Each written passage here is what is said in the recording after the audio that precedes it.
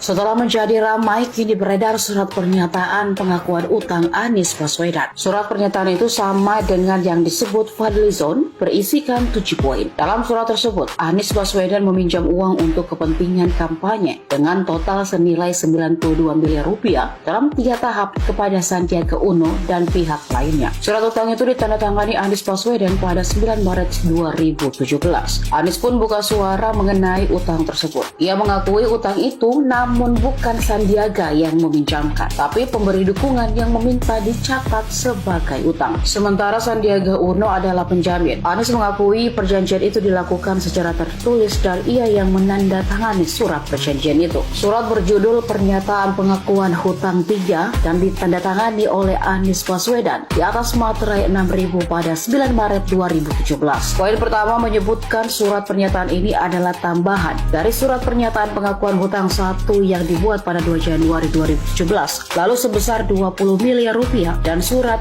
pengakuan hutang 2 tertanggal 2 Februari sebesar 30 miliar rupiah. Kedua, Anies mengakui kembali meminjam uang sebesar 42 miliar dari Sandi tanpa jaminan dan tanpa bunga 9 Maret 2017. Dana ini digunakan untuk keperluan pemenuhan kewajiban 70% dari total biaya kampanye putaran kedua Pilkada DKI 2017 sebesar 60 miliar rupiah. Adapun dana ini akan diserahkan oleh Sandiaga langsung kepada tim kampanye. Poin ketiga, Anies mengakui bahwa total jumlah dana pinjaman 1, 2, dan 3 adalah sebesar 92 miliar rupiah. Keempat, Anies menyatakan mengetahui bahwa dana pinjaman 3 itu berasal dari pihak ketiga dan Sandi menjamin secara pribadi pengembalian dana kepada pihak ketiga. Poin kelima, Sandi mengetahui bahwa dana pinjaman 1, 2, dan 3 bukan untuk kepentingan pribadi Anies, melainkan untuk dana kampanye Pilkada DKI 2017.